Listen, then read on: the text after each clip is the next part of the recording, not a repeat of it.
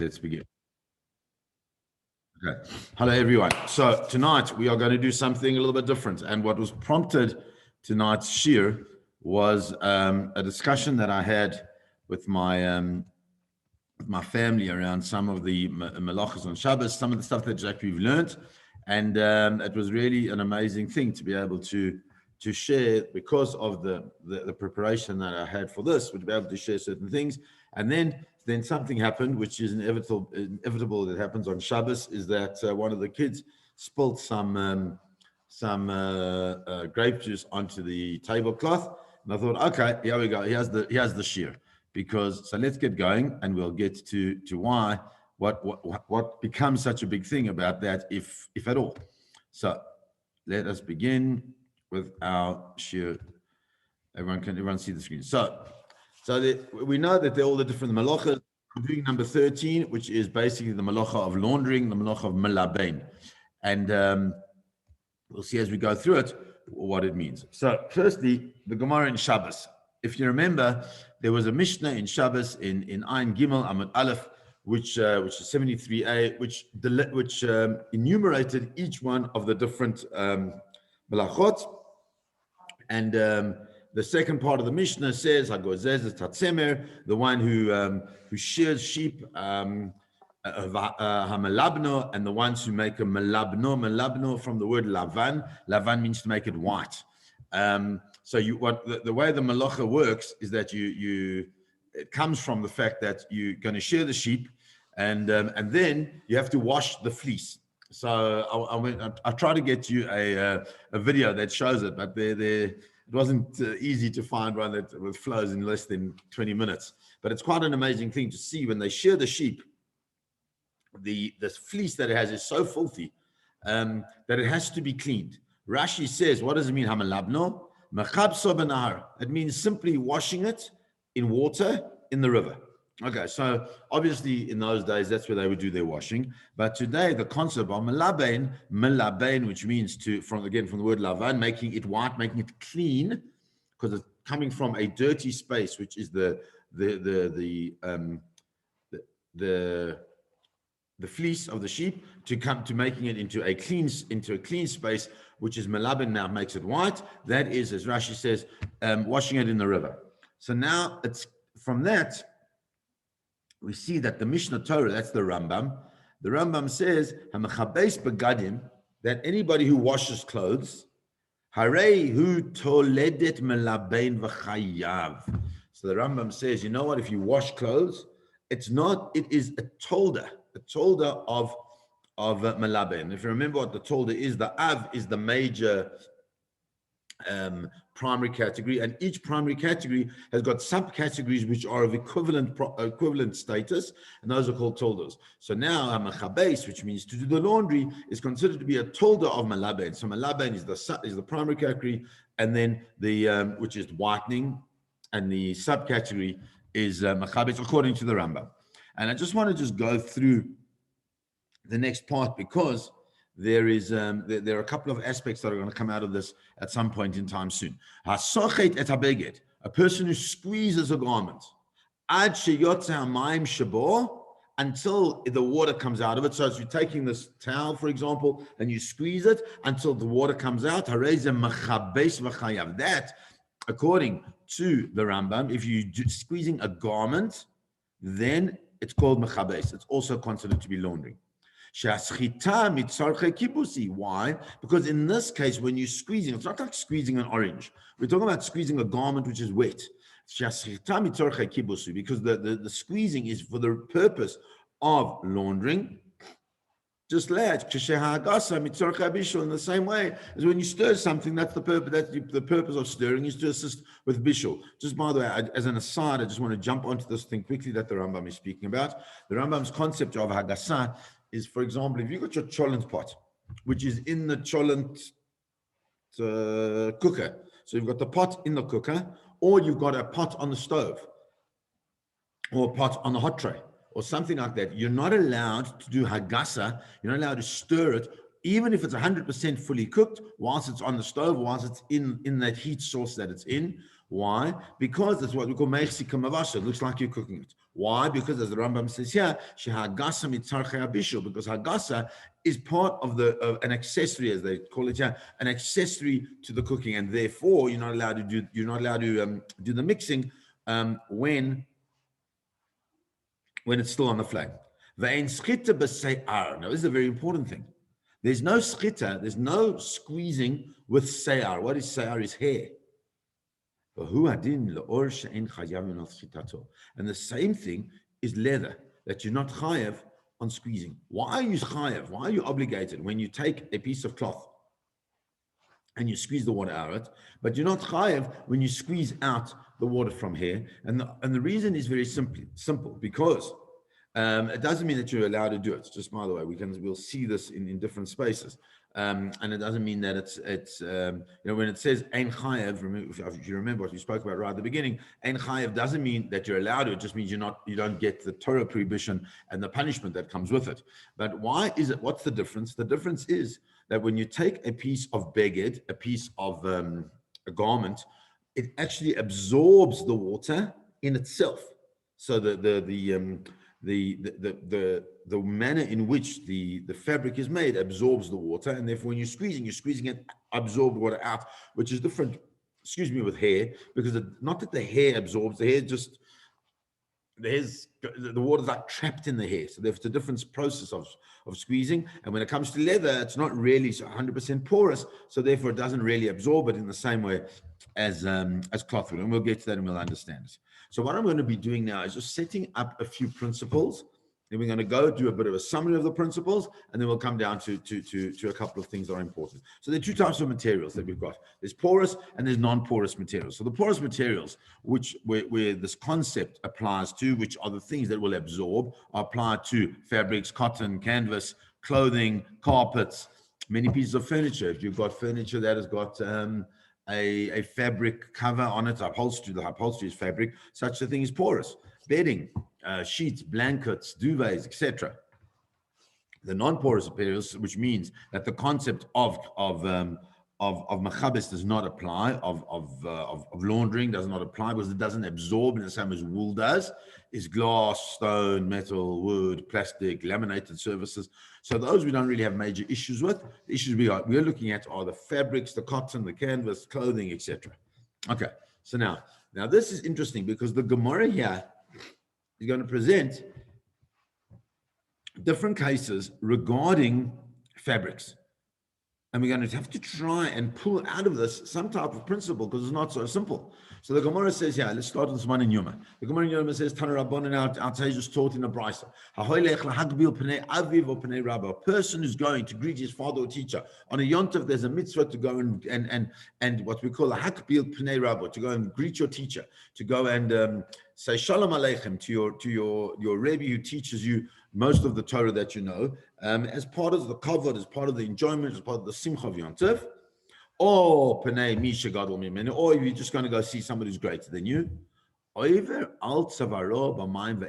Such a person can go under their neck in water, and you don't have to worry about, in this case, even on Yom Kippur, you don't have to worry about bathing on Yom Kippur. But it comes out on a yontif, the same thing applies, but there's something else besides the bathing that comes out. It's clear, how would you get up to your neck? Because you're wearing clothes, you're not allowed to go running around naked. So it would seem to be that walking through a river with water, which we've explained, that washing something with water in water, especially in the river, the way Rashi explained, is asur on Shabbos. So it's clear that if a person walks through the river, it seems to be okay. The Gemara here in Beitza says Tashma. Sorry, I didn't put the English translation there. Apologies. Tashma de Amar Rabbi Chia bar Ashi Amar Rav. Rabbi Chia bar Ashi is in the name of Rav. Nida, a woman who is Nida. She'ein la begadim ma'aremet v'tovele bebegadeh. She doesn't have clean clothes. And there's certain clothes, and that there was a custom for women to wear white clothes at certain times. Let's say she doesn't have clothes, she doesn't have clean clothes. So what is she going to do? So she can go into the river. This is on Yontif. She can go in with her clothes. So if that's the case, then it seems to be that it's fine to go into a body of water with clothes on it. So that's so it seems to be okay. However, then we say here, there's the Gemara in Zvachim, Rava l'tamei Amar Rava. Rava holds like his own reasoning. Why? Because Rava said, Zarak sudar lamayim, a person who throws cloth, some type of garment over water, chayav. He's obligated on what? On Shabbos because of laundering. Zarak pishtan lamayim chayav. He throws some type of flax into the water. Flax seeds are talking about also chayav. So we understand that is because the flax seeds will then start to germinate. But what's this issue with the cloth? So says the Gemara, Bishna Masudar Akiv Kibus.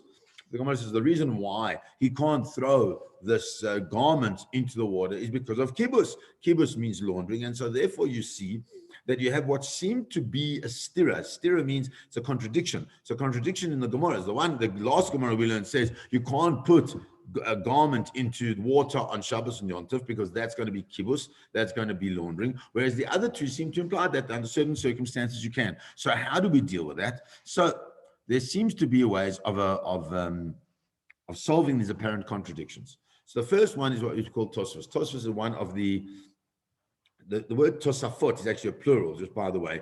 The Tosafot were the school of the age of the grandchildren of Rashi. Rabbeinu Tam, the Rashbam, and a number of others were really very, very close to Rashi. So they were his grandchildren, and then there were others as well that were of that same time period, who also learnt in a certain manner. And what they do is that they give a much more broad commentary on specific aspects of the Gemara, taking Gemaras from all over, as opposed to Rashi, who focuses on generally on that clause, on that statement, on that word, as opposed to asking questions. They ask a lot of questions, but also in part of their asking of questions, they also bring a lot of answers, and that's the point here. So Tosa says the prohibition against soaking clothing in water only applies to clothing that's dirty. And if that's the case, the two passages in the Gemara that permit soaking one's clothing in water are assuming you're wearing the garment. If you're wearing the garment, you're going to go see your Rebbe. You're going to go, a woman doesn't run around in dirty clothes. So if you're going to go see your Rebbe, you're going to go to, you're a woman of class, you're a princess in the Jewish people. So therefore you don't wear dirty clothes, so the garments must be clean. And if that's the case, then putting them in the water, there's no issue of kibbutz, there's no issue of laundering, because you can only launder clean, dirty clothes. Rabbeinu Yitzchak says, hold on a second. He says that you don't have to say that the clothes are clean, because the prohibition against soaking clothing in water does not apply if the activity is one that normally makes the clothing dirtier. He says, hold on a second, you're going into water, you're going into a river. I'm sure the clothes are going to get dirtier, and that's not kibbutz, that's not laundering. Laundering is the complete opposite. You're going into the river in order to wash them. You have to use something to make sure the clothes get cleaner. The Maram of Rutzenberg suggests that in actual fact that this prohibition against soaking clothing in water only applies to linen garments, and therefore it could be said that the other garments that they were wearing were cotton, and since those ones were cotton, therefore the Gemara doesn't apply to it. Okay. So on that, the Shulchan Aruch says the following: Haroichetz Yadav. We're talking about on Shabbos. On Shabbos, look at this carefully. Haroichetz Yadav, a person who washes his hands. Tov lenagvam b'koach bezu. A person should rub them together b'koach, with some type, a little bit of power, like this. Why? In order to get most of the water off his hands, before you dry them with a cloth. Why is that? Because it seems to be we're concerned somehow of getting that cloth filled with water. Comes along the Ramah. That's where it says Haggah over here. Oopsie, sorry. I'll show you here the Ramah. Ramah, which is Ramoshe Isli's, always starts with Haggah. Haggah means it's a note. So the Ramah says, yeah, Haggah. But Yeshakas, for those who write, they don't have to worry about this. The law Amrin and Shriyas Beged Zu Kibusor, because we don't say that right, we don't worry about, because we don't say that rinsing the cloth is like washing it, meaning the rinsing meaning by putting water on the cloth, that is like washing the cloth. The ein zerak derech lichluch, and that's actually messing up the cloth. When you if you see a towel that's been used for a number of times, so then you can see that that towel actually gets dirtier and dirtier and dirtier. So therefore, we don't have to worry about saying that this drying your hands with the cloth is laundering. It's actually dirtying, and therefore v'chein argument. That's what Aminag is. V'lachein, therefore he says. So this is amazing. He says, therefore, what are you going to, you can dry your hands on a garment that a child may have made a wee on, urinated on, kadei levatlam, in order to somehow nullify the smell, the power of the urine on that cloth. So you could use it to dry hands. Why you would do this, I don't know. But just say what he says. Because that's the same thing, is that you're using that garment to dry your hand, and that makes it more dirty. It's not actually laundering it, even though you're now going to get water on the cloth, which might somehow nullify the smell, the something of that urine on the things. Aval asur litain mamish mai mamish ala mei raglaim kedei levatla, but you're not allowed to put water directly on. Because the minute you put water directly on to this cloth, which has got it, we consider to be kibbutz, it's considered to be laundering. Now that already opens up a massive thing for us to understand that, if a person, let's say you're drinking and you spill something on your clothes, you're not allowed to take a little cloth and dip it in the water and do azoya and try and get it to be cleaner. You're not allowed to do that. Because why? Because that is kibbutz on a real level. That is real laundering. So that we have to be wary of and we have to be aware of. Okay, let's continue. So the Mishnah Berurah on that says the following. You know why? You know why it is that you can use this towel? Because your hands would make the towel a little bit more dirty. Says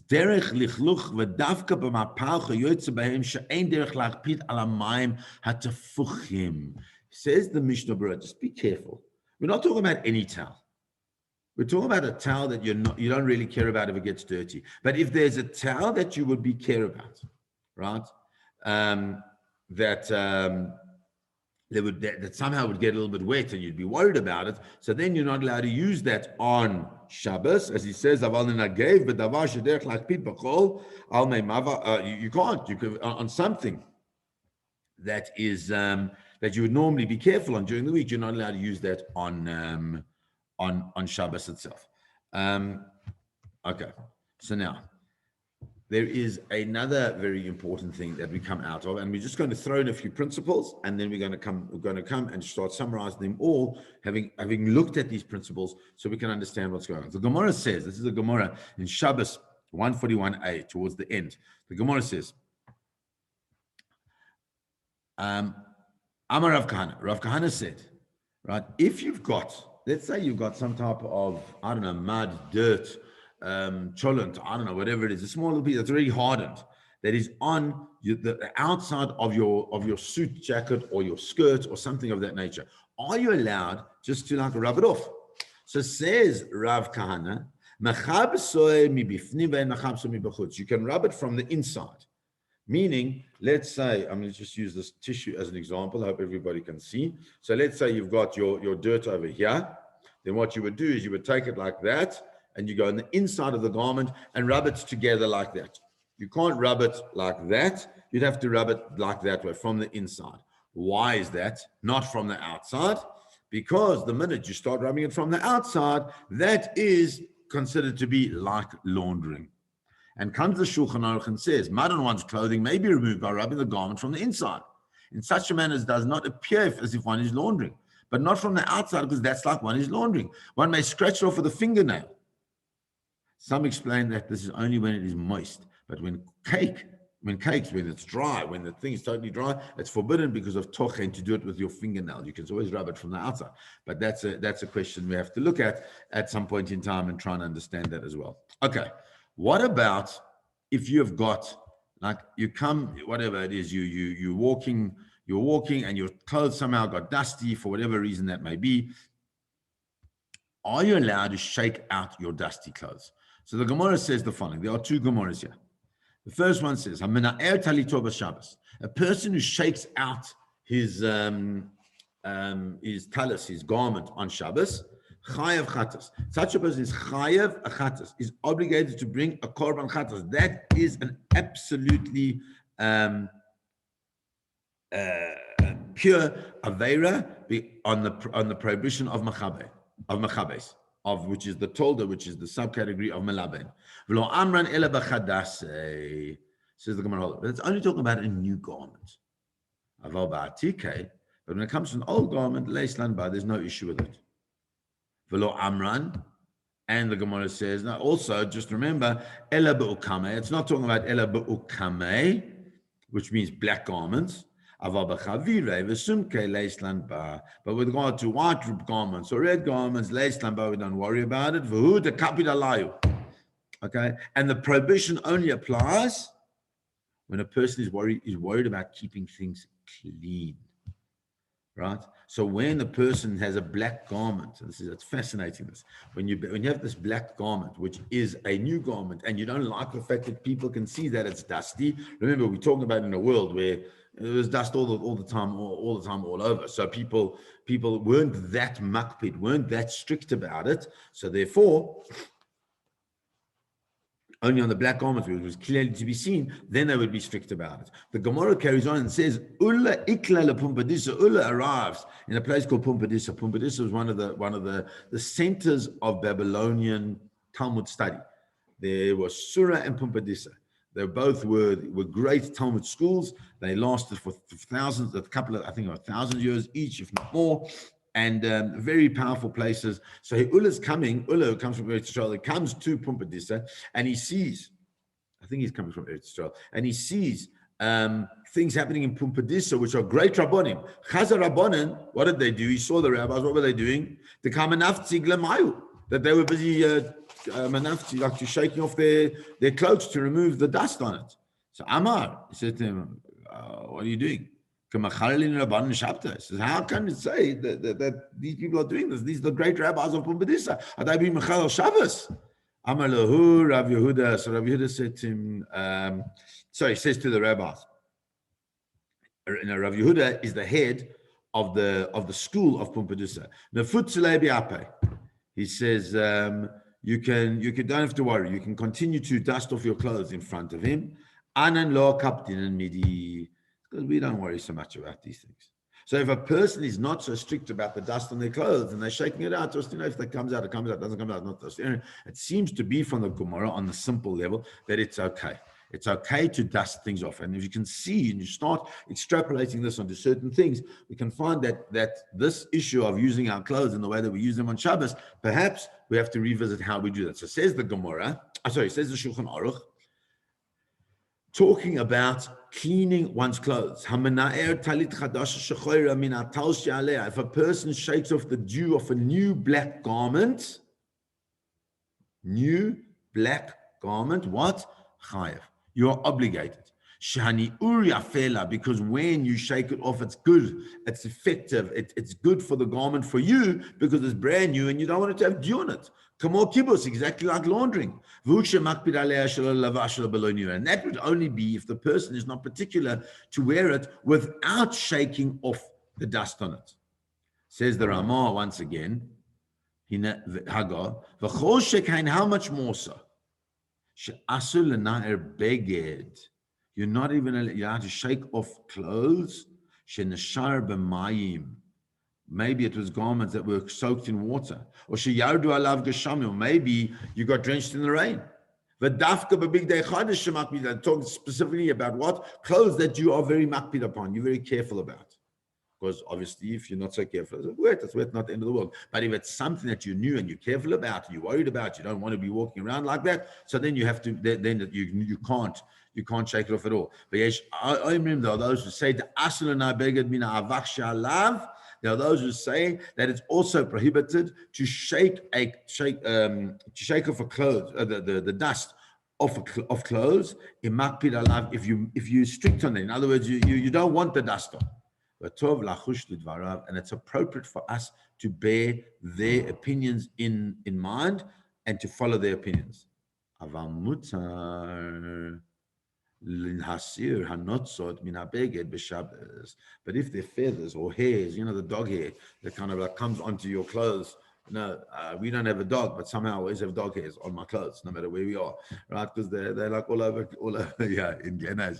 But so you can take it off. Why? Because it's not absorbed in the clothes. The difference between the dust and the notes, the feathers or anything of that nature, is that they become embedded into the very fabric. They become absorbed in the fabric. And if you remember, we said right at the beginning that the whole concept of kibbutz, the whole concept of Melabein, of laundering, is about taking that which is embedded in the fabric and extracting it. So if that's the case, we'll see here. So the Shulchan Aruch says,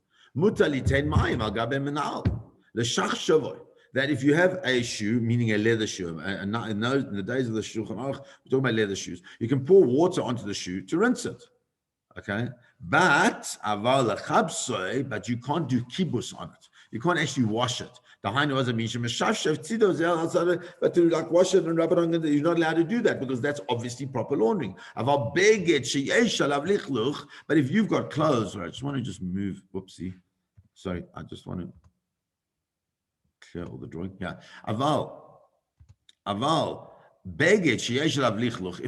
If there's clothing, a dirty garment which has some type of a spot on it or whatever it is, I feel the you're not even allowed to rinse it even a small amount, as you would to put a bit of water on your nice Shabbat shoes just to get rid of the mud that you walk through because the water hasn't been working and they've been digging up the streets and now you walk through a bit of mud. You can wipe that off, it's not a problem, but you can't do that to the bottom of your pants or the bottom of your skirt that may have got a little bit muddy. You're not allowed to do that. But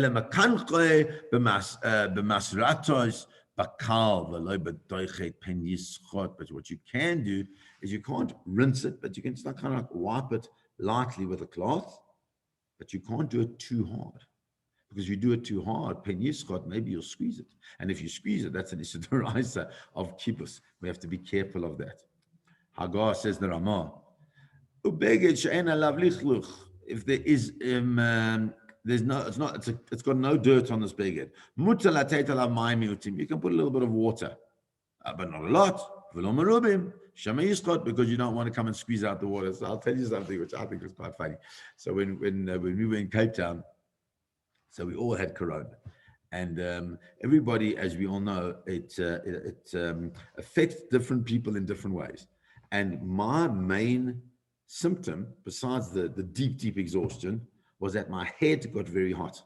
I had my temperature was 36.3 degrees the whole way through. It never changed. There was no change whatsoever. But my actual head got very, very hot. I was trying to cool it down.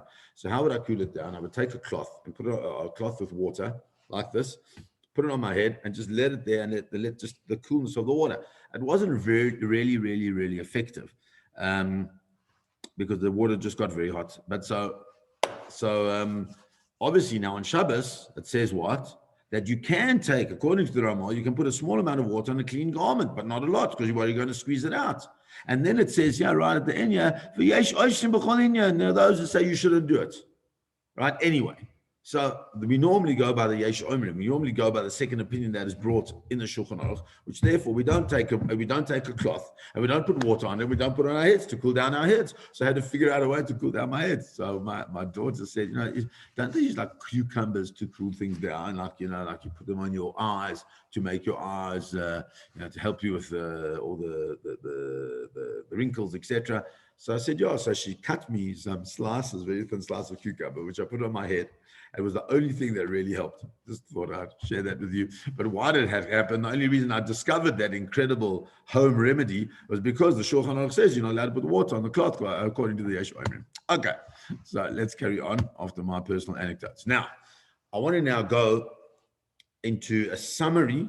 The summary is quite long, but I want to go into the summary just so that we can understand. We've learned a lot. We've learned an enormous amount to do with the malacha of Melabein. Melabein means from the word lavan to make white. Specifically, as we said, it's talking about the fleece of the sheep, and then you put that into water and you whiten it up. From that, we learned also that there's a tilde of kibbutz according to the Rambam. Kibbutz means laundry. So laundry and all of the things that we spoke about were about laundering in different ways. Now we're going to go to the summary. So there's 4 types of dirt, which all of these things that we've learned are now going to try and put them together. So firstly, there's non-absorbed dirt. Just, you'll see, it's dirty. It's dirt that's non-absorbed. There's absorbed dirt and it's small. There's absorbed dirt and it's dry. And there's absorbed dirt and it's wet. So what do I mean by non-absorbed? When we spoke about the feathers, the hair, the lint, they can be removed from all materials. We don't have to worry about them. You can like, our issue is using like a one of those lint brushes. You can't use a lint brush on Shabbos. Why? Because of this concept of uvda dechol. Uvda dechol means that it resembles a weekday activity to the extent that we're concerned that a person will kind of like forget about what Shabbos is. And uvda dechol has got enormous parameters to it. And it's something to bear in mind. Because even though it's not asur, it's not prohibited in its essence, nonetheless, it's something that we don't do. It's vochadik. We've spoken about that before. But you can brush off the feathers with a brush that's designated only for Shabbos. It's your special Shabbos brush. So if you've got a special Shabbos brush that is only used on Shabbos, so then you can't call it uvda dechol because that's your special Shabbos brush. And it would seem to be that you can use whatever you need to do to get off the feathers, the hairs, or the lint, or whatever the case is. Okay, so that's when it's non-absorbed. What about absorbed and small? So we're talking about dust or powder. So when it comes to cloth, you're not allowed to brush off the dust. Or we just learned now, you're not allowed to shake off the garment. Why? Because the dust is recessed in the cloth. It's sitting in and absorbed in the cloth. But you can blow lightly on the cloth. Why? Because then all that does is remove the surface of the dust. It doesn't remove the dust within inside. So to shake it out like this is a little problematic, and one shouldn't do that at all. Okay. So I saw such a nice thing that there's one of the Melabein says that he always taught his children that to walk around with a little bit of dust on your clothes is actually a badge of courage. Why? What's the badge of courage? Because no one wants to walk around with dust on their clothes. But if you do, it's actually sustained to be worn with pride, showing that your commitment to halakha supersedes aesthetic concerns. It's interesting that he mentions this because on the other hand, there's a clear Rambam, and I'll tell you a story what happened to me. There's a clear Rambam that says that one shouldn't allow yourself to walk around with dirty clothes. Like even you have a spot of shuman, a little spot of oil, a little spot of fat on your clothes, one should change. And I never really understood, who does that? If you've got a small little spot, I don't know, on the bottom of your sleeve, no one can really see it, you don't change. So I was once at Rabbi Weinberg, the Rosh Kollel, and was there for Shabbos. It was many, many, many years ago. And I remember the soda stinky. We were eating, and somehow when he was serving something, there was a spot that came onto the top, like just by his sleeve over here. And he put down the serving spoon and he said, "Excuse me." And he went and he changed. And it was such a beautiful living halakha that it's inappropriate for a person who's seen as a Talmid Chacham to walk around in clothes that are dirty in that way. It was really just a special story. Okay, so the next thing, so we had the absorbed and small, then we have absorbed and dry. So we can't clean something by getting rid of the dirt embedded in the material. Okay, so what happens? Say, for example, if you drop food onto your lap, you can remove the food from your lap, but you can't scrape out the residue that's embedded in the clothing. So that, if there's a little bit of a little bit more of a stain in there, you can't scrape that out. It's already been absorbed. So if it's already been absorbed, you can't scrape it out, nor can you apply water to the stain. Okay? So we have understood that that's an issue of putting water on. So he says, yeah, soaking a stained or dirty item in water, it's actually taking it and soaking it. Now, this is often what does happen. Often happen like with children who babies who may soil their clothes. So you want to take it and you want to immediately put it into water as soon as you can. But that's called shriya, right? It's one of the ways of cleaning the item, but you're not allowed to do that because that's part of the malacha of kibbutz, and you're not allowed to do that. Even sprinkling water on a stain is not permitted. So if there's the smallest stain, as I said, you can't even take a little tissue to dry it, and one has to be careful about that. Okay. What happens if it's absorbed or wet? And this is really where this whole thing is leading to, right? You've got wine, juice, soda, dirty water, whatever the case is. It pours onto your tablecloth.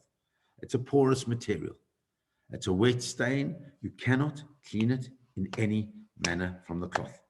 If it's a wet stain on your table or on your surface or on your floor or on something like that, which is non-porous, so you just clean it up. But remember, if you're going to clean it up with a towel or something, you have to be very careful. What? That you don't squeeze out the towel. You can't use a mop because the mop might squeeze out you. You're going to might have to come to squeezing it out as well. So that's where these things become quite complicated, right? Anything which is absorbent is liable to possibly be squeezed out, and so therefore we have to be careful. So, for example, you want to clean your glasses. Your glasses are all schmutzy. So, or you come home and you're very COVID concerned. You want to clean your glasses. You can take them. You can wash them. You can spray anything. Weekly good on. Why? Because it's non-porous and it's not a problem whatsoever. So, what do? Now I've got the stain embedded in. Well, first, if it's a solid thing, what do? I can remove it with a shinui by using the backside of a spoon or a knife, flicking your fingers on the other side of the material. And if the spot is left behind, you don't clean the absorbed part of the stain. So then it would be okay. So you'd flick it from the behind just to try and get as much as you can, which is not a way of normally doing kibbutz. Okay. So it's a great story, Rabbi Akiva Eiger. Okay, Rabbi Akiva Eiger was one of the greatest Talmidei Chachamim of his day. He's sitting at the Pesach Seder, and you can imagine that everything is laid out so beautifully, and his wife's gone to the end of the earth to make sure it's the most beautiful table, and there's all these people are sitting there, and he's about to make kiddush. And one of the guys, a bit of a shlemiel, comes, and for whatever reason, he knocks over his cup of wine, and it's all over the beautiful white tablecloth. And everybody knows what to do, and everybody's thinking, "Oh, what's Rabbi Akiva Eiger going to do?" And Rabbi Akiva Eiger looks at it and he says, I'm so sorry. The table is uneven. I forgot to warn you. There's often that things spill, and I'm really oh my God, you see this, what happened? It even happens to me. And he spills his own wine all over the table, and then he continues with the Seder. Nobody's embarrassed. Everybody enjoys the rest of the Seder. The question now is, what is Mrs. Eiger, who in those days was the one who was responsible for the laundry, what is she going to do after the Seder? Can she take like salt or something and put it onto the table, onto the beautiful white tablecloth, in order to ensure and to facilitate and to assist in taking out the wine stain? And that is the important question for Shabbos, because it happens very often, unless we like put these plasticized tables on top. Can I use salt to absorb red wine spilt on the tablecloth? That's my question. So, if you've got this big red wine spill, like you can see in the picture, so then just taking a cloth and putting it on top of that and absorbing the surface wine is not a problem, because you're not absorbing anything out from the fabric of the fabric of the tablecloth. However, that is according to the Mishnah Berurah, no problem. But comes along the Shmir Shabbos Kilchosa, who we've learned about before, Rav Noivert, and he says there's one condition: you have to be careful not to press the tablecloth, because if you press on the tablecloth, then what are you going to do? You're going to squeeze the liquid out of the cloth or the rag, the lappy that you've got the wine in now. And of course, you've got to be careful. You can't squeeze it out afterwards. So you can't then, if let's say you've got an enormous amount of wine, you can't then go squeeze it out and come again, and squeeze it out and come again, and squeeze it out and come again. You're not allowed to do that. You'd have to use different lappies, different rags, whatever the case is, in order to do that. Now, remember, using a cloth rag is okay with this because you're making it dirty, you're not making it clean. But what about using salt? Okay, so let's say you now have got that surface like pull off, and now you've got the salt which is inside the tablecloth, or even on top of the tablecloth. It's not 100% absorbed. So obviously, using salt, you're less likely to squeeze the tablecloth. However, there is a problem. The salt doesn't only absorb the excess surface liquid, right? It also draws out the wine that's already absorbed in the tablecloth, okay? And if you would put just a cloth on it, that wine wouldn't be absorbed. So the salt facilitates an absorption out of the very fabric that facilitates that. So in order to make it easier to clean it. Now we know that that works with salt. How do we know that? From koshering salt. Koshering salt is there in order to what? To absorb and to pull the blood out of the meat that's being koshered. So therefore it's clear that you're absorbing it out of the cloth, the fabric itself. And so therefore, Rav Shlomo Zalman Auerbach had an opinion, and he said the following. He said that if you've got greasy clothes with grease on, you can't put talcum powder on that to soak up the fat. Why? Because then it's absorbing. It's the same thing. So comes along a number of different poskim, a number of different people, and they say it would seem to be the equivalent in our case. Okay, and we would concur with the ruling of Rav Shlomo Zalman Auerbach and recommend that we soak up what we can with paper towels on Shabbos, and then we treat the tablecloth after Shabbos. But we don't use the salt, because the using of the salt becomes the absorption of the out of the fabric of the thing, and that really falls into the absolute category of kibbutz, of laundry.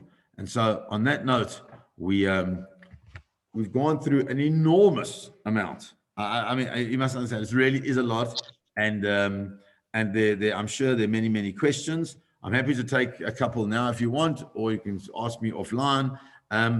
Again, what we're doing here is just looking at certain cases, trying to understand them, giving a broad but deep, kind of like a bit of an oxymoron, a broad but deep understanding of the basics, so that at least we can have an awareness of what to ask questions on. And I think that is really, for me, the most important part of this. We learn some things, and we learn where the questions and what our consciousness needs to be in Shabbos Kodesh. If I may, I would just like to end with a little bit of a Dvar Torah on the Parsha, which I think is the right thing to do, seeing as, it's a Shabbos shir. So I think we should actually do a little bit of a Dvar Torah. If you don't mind, I'm going to end with this. It's something that's quite passionate. I'm quite passionate about. If you, in the Parsha where it speaks about the death of Miriam, Miriam passes away, and there's the most strange way that the Torah treats that, because the Torah says that Miriam dies, and she is buried. And then what? And then what happens? Does anybody know? What happens is the people start, bless them, right? They start coming to Moshe and the Melabein, and they say, Moshe, we don't have water. And from here we learn that the reason why they had water was in the merit of Miriam. We all know the well of Miriam, her merit. They had the well, Moshe Rabbeinu, they had the man, and Aaron, they had the clouds of glory. So if that's the case, Miriam dies, they no longer have water, and the strangest thing happens, and that is that the only recordal of the space of Miriam's passing is that she dies and is buried. What's missing there? What's missing that I felt? What's missing is that no one mourns her. Doesn't say anything. We know by Aaron, they mourn him, and everybody's crying for a long time. Moshe Rabbeinu, they're upset. But what happened to Miriam? Why don't they mourn her? Why is there no recordal of anything? So what, they didn't know that it was in her merit that there was the water. And so the answer seems to be very simply that they got so caught up in their thirst for water that they forgot to be makir tov. They forgot to acknowledge the good that Miriam did for them. Remember, Miriam is not just this woman that was a prophetess. Miriam is the one who ensured that there would be the Moshe Rabbeinu. She's the one who told her mother and father that they can't get divorced, that they've got to stay together, they've got to have more children, because if they don't have more children, they and the rest of the Jewish people will be completely wiped out. She's the foundation of everything. And they forget about her because of the water. And I think that's why the Torah tells us this story, because who cares about the story? Why is it so important?